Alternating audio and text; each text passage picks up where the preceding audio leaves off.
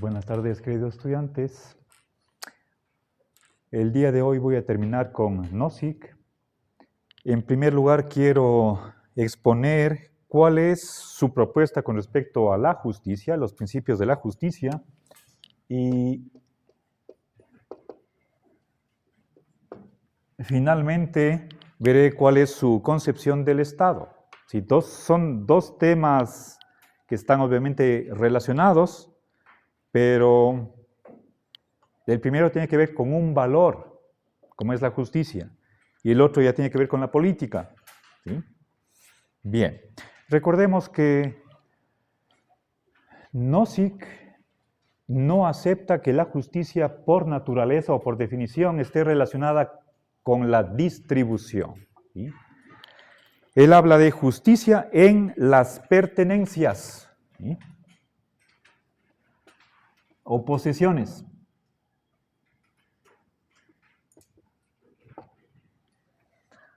A ver, quizás no mencioné algo importante la clase anterior, y es la de que la producción de bienes hace ya una distribución. O, dicho en otros términos, la distribución depende de la producción. ¿Sí? A ver, eso debía haberlo expresado claramente la hora anterior. ¿Sí? La distribución depende de la distribución, perdón, de la producción. Ok, bien. Ahora veamos cuáles son los principios históricos. ¿Sí? Los principios de la justicia son históricos. ¿Sí? Por lo tanto, es una teoría histórica, al igual que su teoría del Estado. Si es que decimos histórica, con otras palabras, significa que son principios generadores. La pregunta que tenemos que hacernos es si los bienes que uno posee han sido justos desde su origen. ¿Sí? A ver, entonces, los principios son generadores. ¿Sí?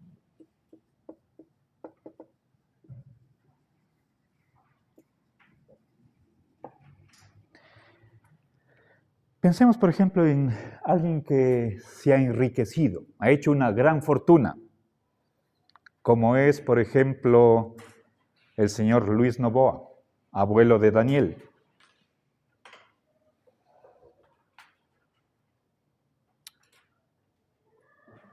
Tendríamos que ver con respecto a los bienes o a la riqueza que posee, si es que desde su inicio se acomoda o se ajusta a lo que son los principios de la justicia.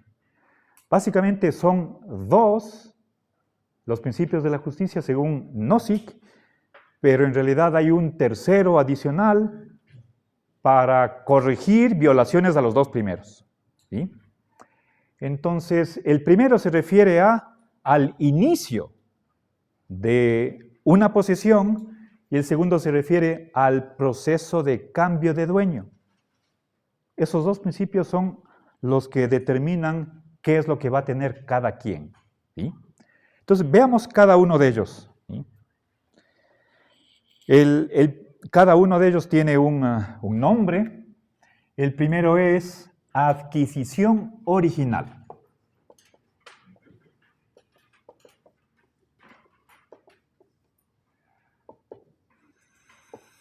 Es decir, este principio trata de responder a la pregunta de ¿quién puede ser el legítimo dueño de algo que no es de nadie? ¿Quién puede apropiarse por primera vez de algo que no tiene dueño?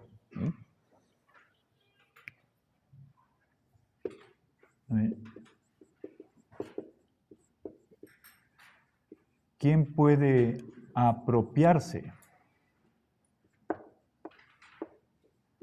de algo, apropiarse por primera vez de algo sin dueño, que no pertenece a nadie. Bien, notemos, a ver, pensemos por ejemplo en un pedazo de tierra, ¿sí? Puede ser en el oriente, puede ser en las montañas, donde quiera que sea. Esta pregunta seguramente se hicieron los colonizadores de América hace 500 años. Y de hecho, seguramente Locke pensó en esto. Locke es inglés, del siglo XVII.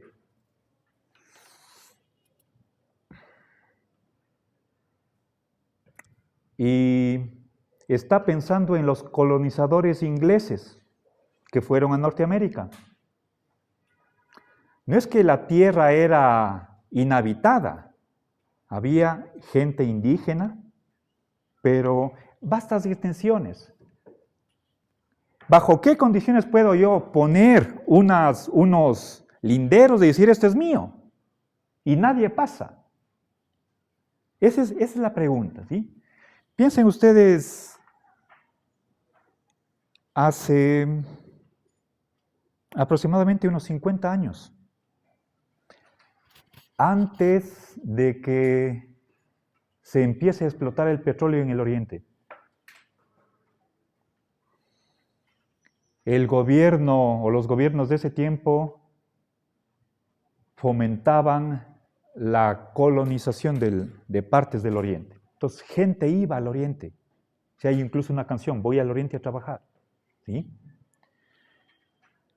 Y obviamente con el boom petrolero todavía más. Pero una cosa es la meseta amazónica, otra cosa son las montañas.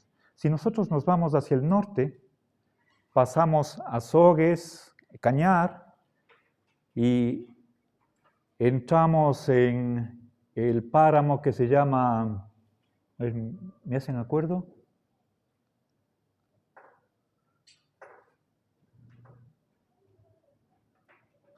No se me viene la palabra en este momento, pero uno cuando va en carro son 10 minutos, 15 minutos, puro pajonales.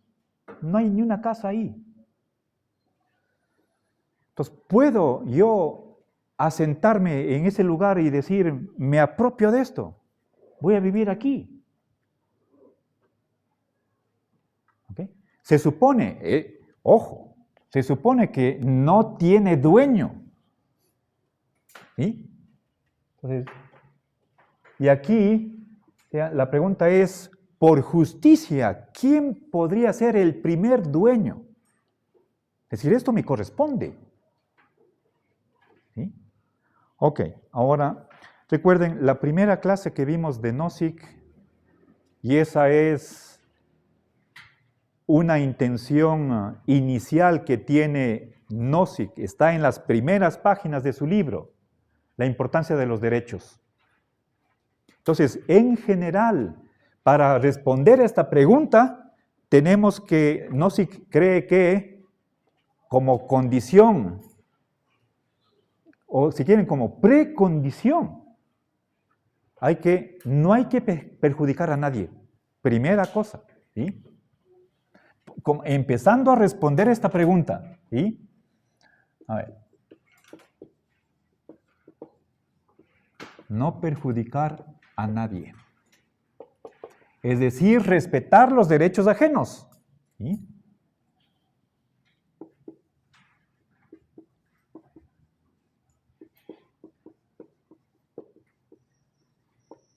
Eso quisiera decir que si uno expulsa a una población, a una tribu de un terreno para apropiarse, eso no puede ser justo. Ningún principio de justicia va a aprobar esa expropiación forzosa, ¿sí? Para adueñarse. No. O sea, la pregunta, desde la pregunta, ya tiene ciertas presuposiciones. Estamos hablando de algo que no tiene dueño. Y cuando es legítimo, cuando está justificado, en base a la justicia, apoderarse de un terreno y con toda la riqueza que tiene. Por ejemplo, si es que es un bosque, tiene árboles. Si tuviera minerales, entonces lo que tiene el subsuelo también a una persona. ¿Ya? Bien, ahora, si nosotros aceptamos la formulación del problema, y sobre todo si estamos de acuerdo con esto de aquí, algo que no tiene dueño, entonces podríamos responder de alguna u otra manera. Solo yo les llamo la atención en que la mera enunciación o formulación de la pregunta podría cuestionarse. Es decir, aquí se supone que no hay propiedad sobre ese bien con respecto al cual nos estamos preguntando. Esto de aquí. Obviamente, la Constitución ecuatoriana nos dice que los bienes del subsuelo pertenecen al Estado ecuatoriano. El Estado somos nosotros. Yo les he hablado del oriente, de las montañas. ¿Es eso propiedad sin dueño? Pertenece a todos. Aquí no estamos suponiendo eso. ¿Sí? Bueno, dejando de lado esa primera dificultad inicial con la formulación del problema, aceptemos esto y tratemos de responder. ¿Sí? Entonces, primer requisito, ¿sí? Esto de acá. Los derechos son algo fundamental que tiene que respetarse. ¿Ya? Ahora,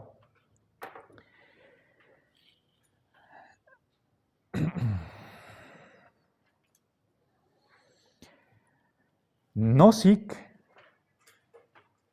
considera qué es lo que pensaba Locke al respecto.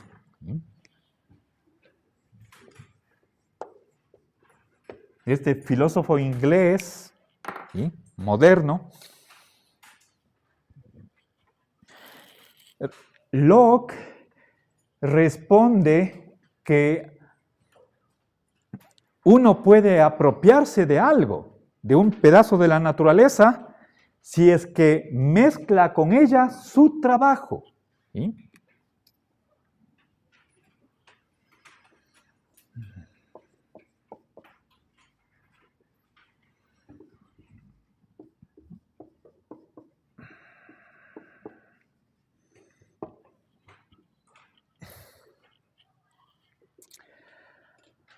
A ver, quiero que entiendan esta razón, pero es de Locke. Esto no acepta Nozick. ¿Sí?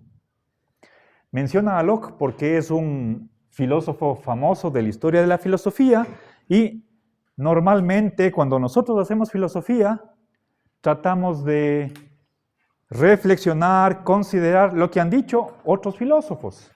Entonces vale la pena esta mención o esta referencia. ¿Sí? Locke cree que cada quien es dueño de su trabajo. ¿Sí?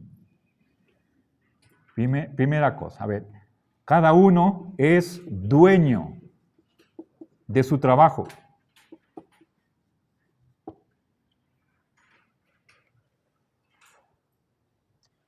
Es decir, de esa capacidad de hacer cosas.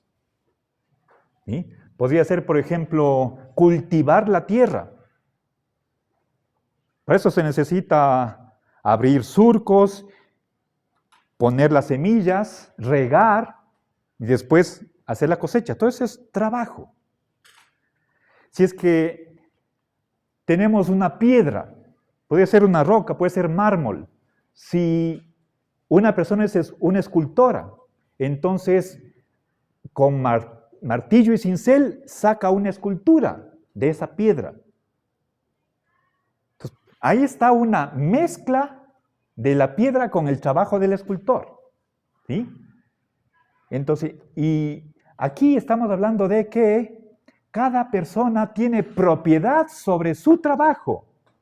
Y si este trabajo va a la naturaleza, entonces esta propiedad también se extiende a la naturaleza. ¿Sí? A ver, si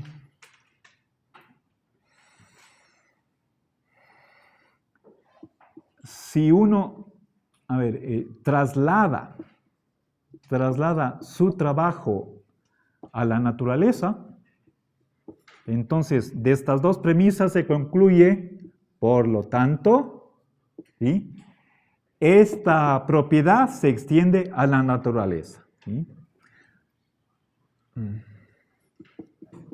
La propiedad se traslada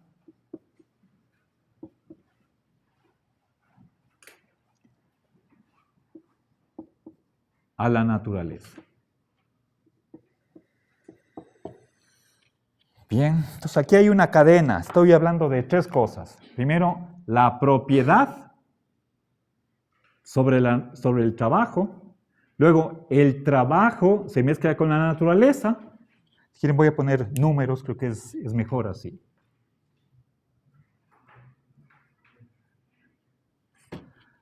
Una primera cosa se mezcla. A ver, aquí hay propiedad sobre el trabajo. El trabajo se mezcla con la naturaleza. Y después vemos que la propiedad que está acá, 1, se traslada a 3. Si quieren les grafico. Tenemos tres cosas.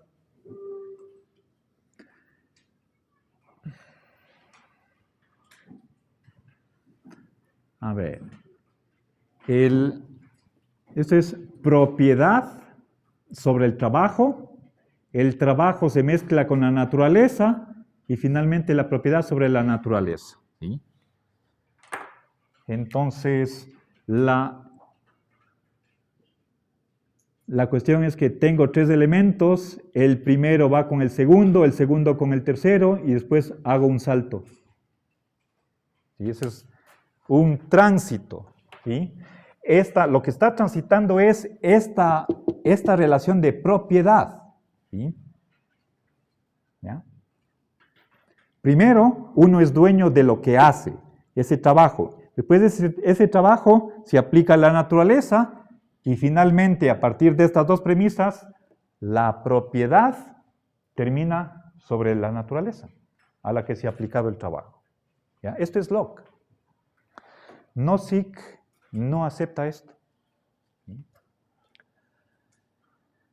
A ver, piensen en un último ejemplo.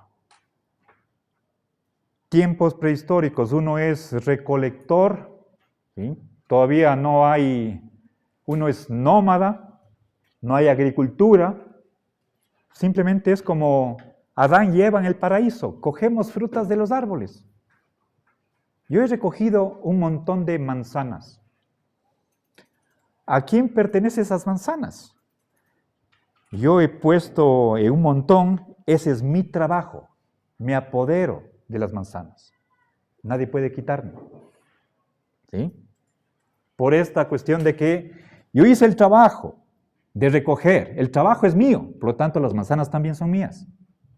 Esa es la idea que tiene Locke.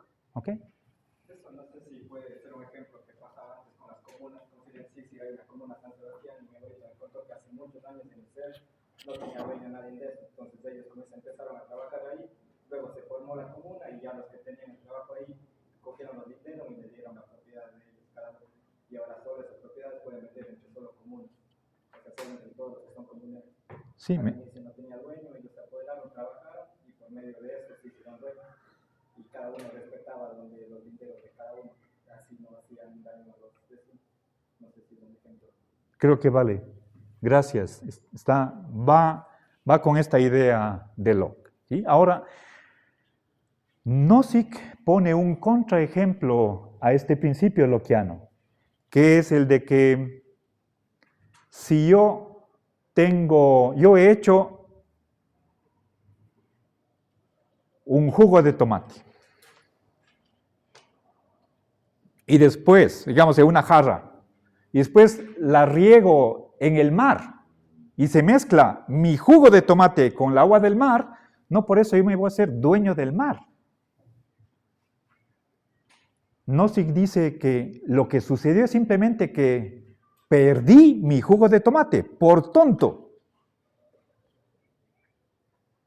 O sea, la mezcla de mi trabajo con la naturaleza no me hace dueño de la naturaleza, según Nozick. ¿Sí? Entonces, Nozick no acepta este principio de acá. ¿Sí?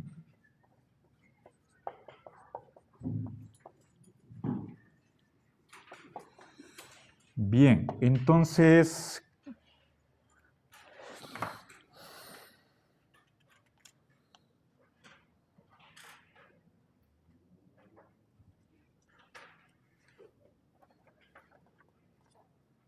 bien.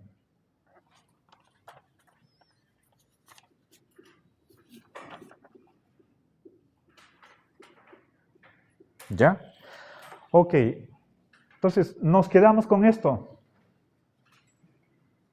La única condición que uno tiene para apropiarse por primera vez de algo que no tiene dueño, a propósito, la palabra técnica para esto de acá es un bien mostrenco, lo que no tiene dueño, bien mostrenco. ¿Sí? Ok. Ahora, imagínense, solo les dejo planteado el problema para que ustedes piensen un poquito. El día de ayer tuve un sueño que me he encontrado billetes.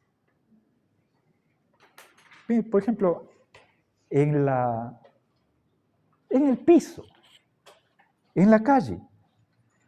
Uno ve botados un centavo y ni siquiera se detiene para recoger un centavo. Pero ¿qué pasa si es un billete de $100? Bill Gates no perdería el tiempo en recoger ese billete, porque pierde dinero si se detiene 3 segundos.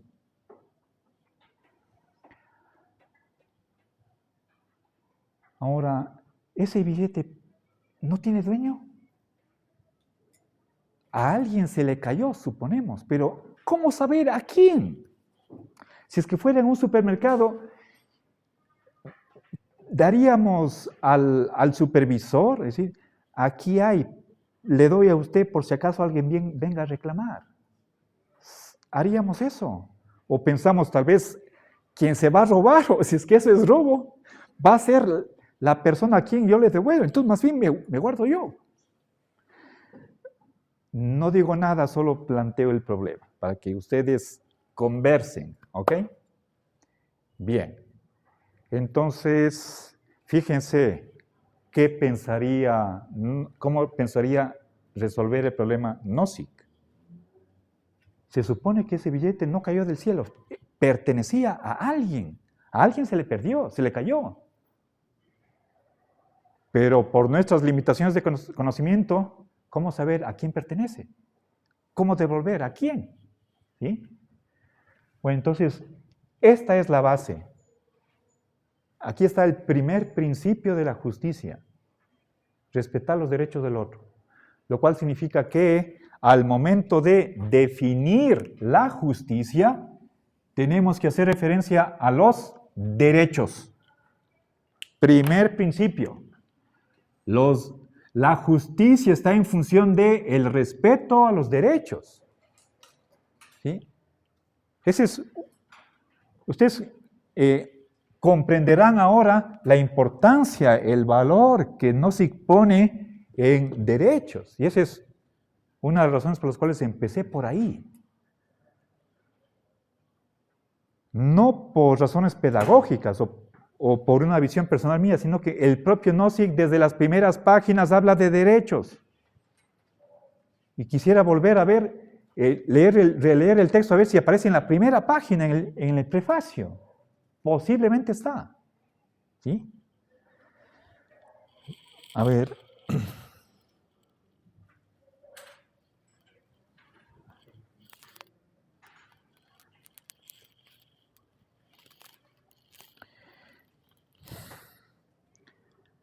A ver, si no estoy mal, según mis apuntes, en la página 1 dice un estado que vaya más allá de la protección.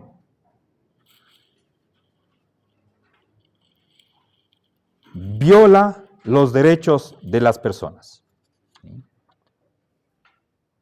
En la página 9, con números romanos, si no es capítulo 1 todavía, dice, los individuos tienen derechos.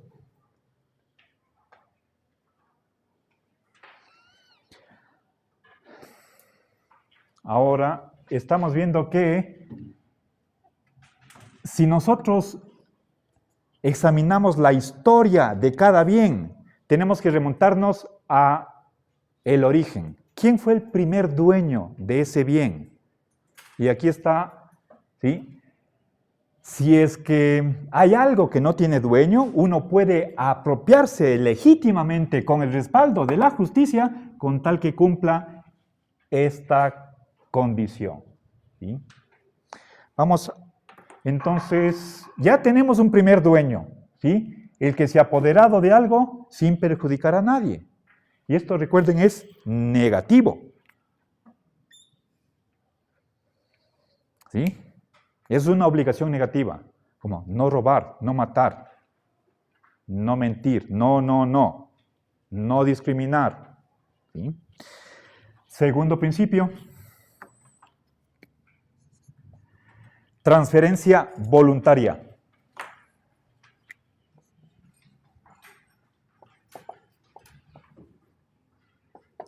Es decir, no a la fuerza. O sin engaño.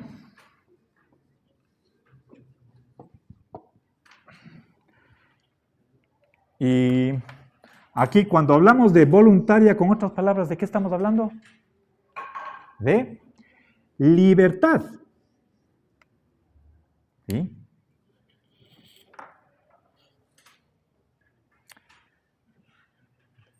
Que no haya violencia, como puede ser, por ejemplo, cuando me asaltan. ¿Sí? Me muestran un arma y me dicen, dame tu billetera, dame tu teléfono. ¿Ok? Eso uno, por supuesto, dice, tenga. ¿Es eso voluntario?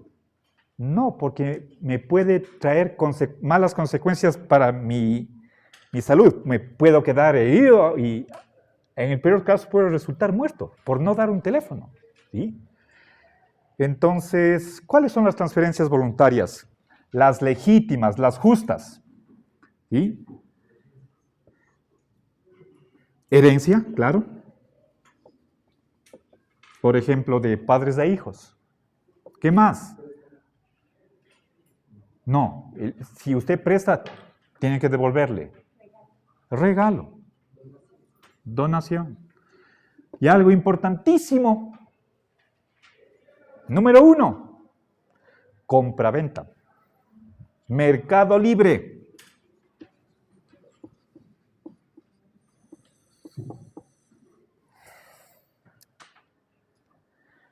Es lo que sucede en la plaza. Yo voy los sábados, tengo mi casera, ella me vende las hortalizas. Puede ser que ella no cultive todo. Tiene huevos, acelga, zanahoria.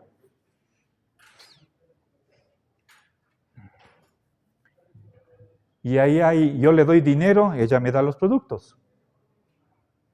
Y ella recibe el dinero y me cede a mí su propiedad.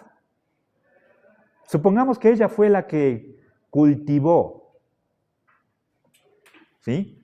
Entonces, es la legítima dueña por primera vez de, por ejemplo, un atado de remolacha. Ella es su legítima dueña. Después intercambia conmigo, yo le doy dinero y ya me da las remolachas, y ahora yo paso a ser el dueño legítimo de eso. ¿Ya? Entonces ahí hay una transferencia de la propiedad, pero gracias a la libertad. ¿Sí?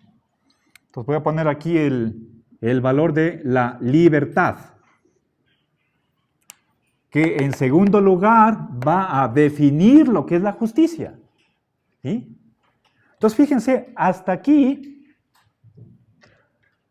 o sea, lo que se está excluyendo aquí es el robo, el asalto. ¿Sí? Fíjense, aquí se dice engaño. Hay una compañía china que vende productos por internet. ¿Cómo es? ¿Cómo? Temu. Uno ve el producto en internet, se imagina una cosa viendo las fotos de los productos y le llega otra cosa. Por ejemplo, juguetitos. Uno no quería comprar eso y eso es estafa, por Dios. ¿Sí? ¿Ok? Entonces, eso no es justo. Está violando este segundo principio. ¿Ya? Bueno, ¿ok? Ahora, ya, en resumen, por favor, si nos preguntamos cuándo una pertenencia o posesión es justa, la respuesta está en base a los derechos y en base a la libertad. ¿Sí? A la base de la justicia, los derechos y la libertad. Esto es más básico que la justicia. La justicia es derivada, secundaria. ¿Sí? Entonces, derechos y libertad van a determinar los principios de la justicia. Finalmente, hay un tercer principio que tiene su función de reparar, ¿sí? O restituir cuando hay violación a los dos anteriores. ¿Sí? Se llama rectificación de la injusticia.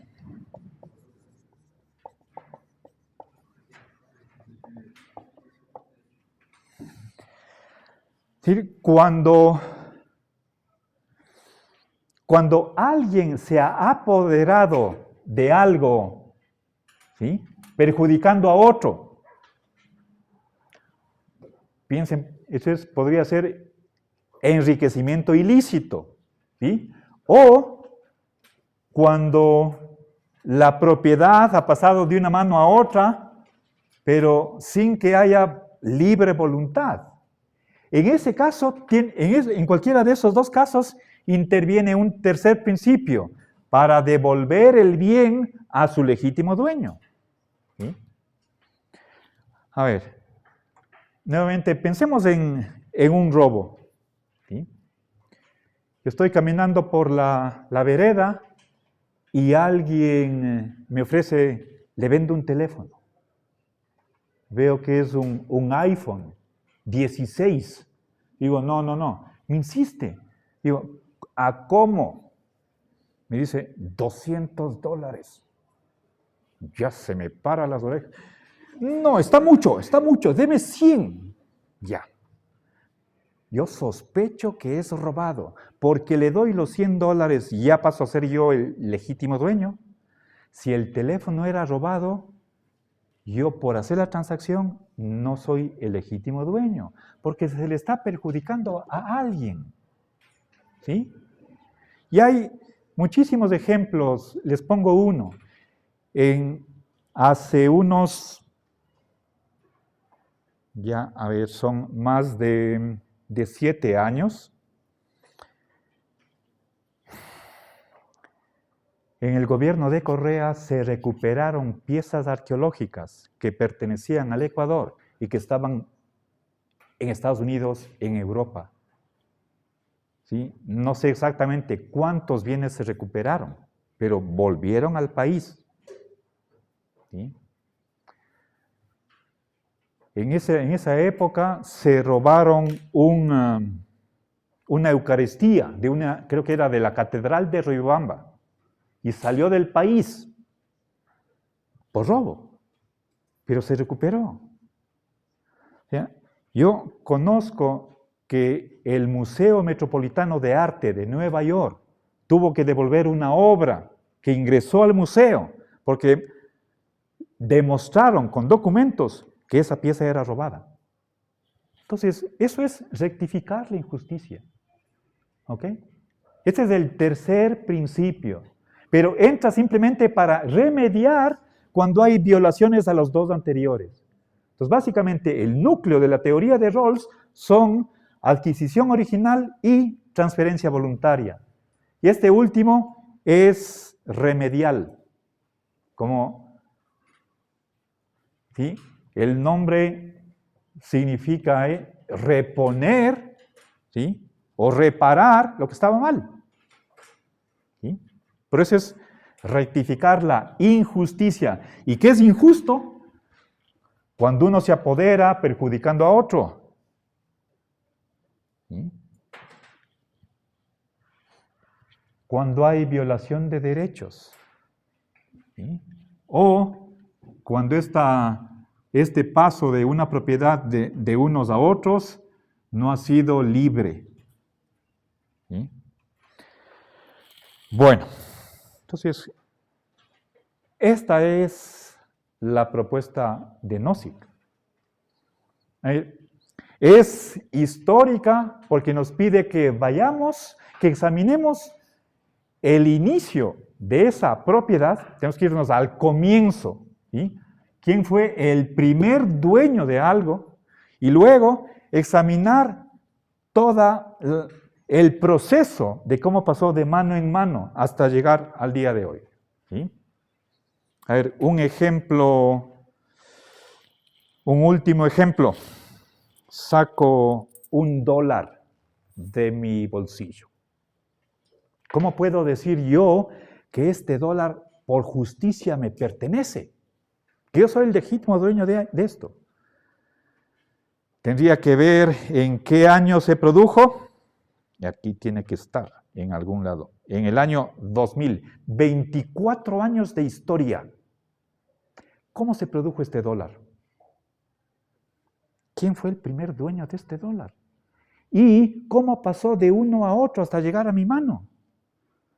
Si es que con este dólar se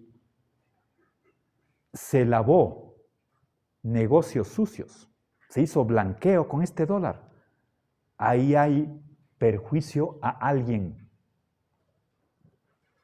Y yo no puedo, por más que esté en mis manos, no puedo decir, es justo que yo tenga esto. ¿Sí? Ahora, volvamos aquí hablé yo de herencia. Una persona recibe de su papá miles de dólares. Puede ser cientos de miles o millones. Miles de millones para el afortunado 1%. ¿Cómo hicieron cada dólar de esa fortuna? Habría que investigar. ¿Se ajusta al principio de adquisición original? ¿Sí? Yo les he hablado, creo que aquí en Cuenca, más específicamente en Baños, en tiempos de la colonia hubo minas de oro que se explotaban con mano de obra esclava.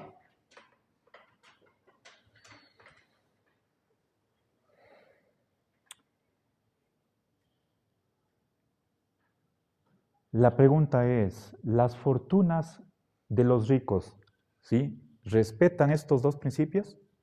¿Sí o no? Nadie puede decir estas pertenencias son justas si no se cumplen estos dos requisitos. ¿Sí? ¿Ok?